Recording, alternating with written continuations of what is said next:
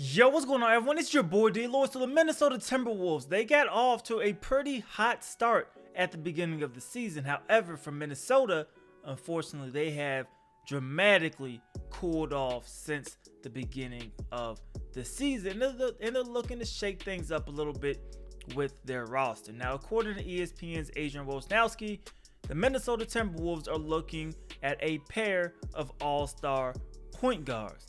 They're looking to try to trade for either D'Angelo Russell or they're looking to try to trade for Toronto Raptors' Kyle Lowry.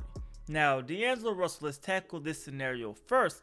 It's pretty interesting, right? Because D'Angelo Russell was going to go to either the Timberwolves or the Golden State Warriors in the offseason via the sign and trade eventually, right? But ultimately, he decided to go to Golden State, where he said one of the main reasons was it was better weather.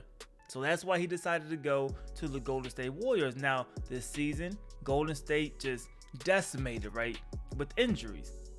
But D'Angelo Russell is still playing very, very good basketball, still scoring 22 points a game, looking very, very good.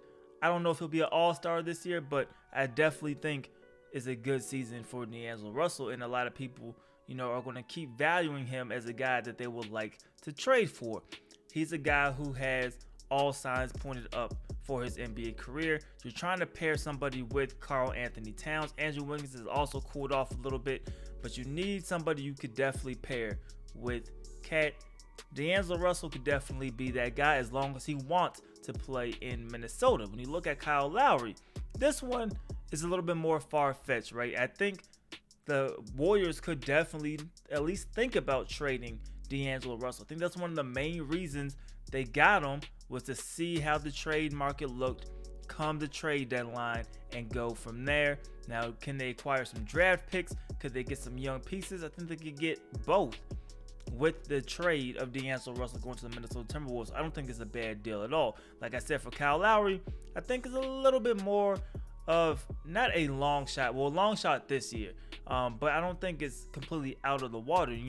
For the Raptors, Fred VanVleet is the point guard of the future. That is the guy that they're going to have to pay in the offseason.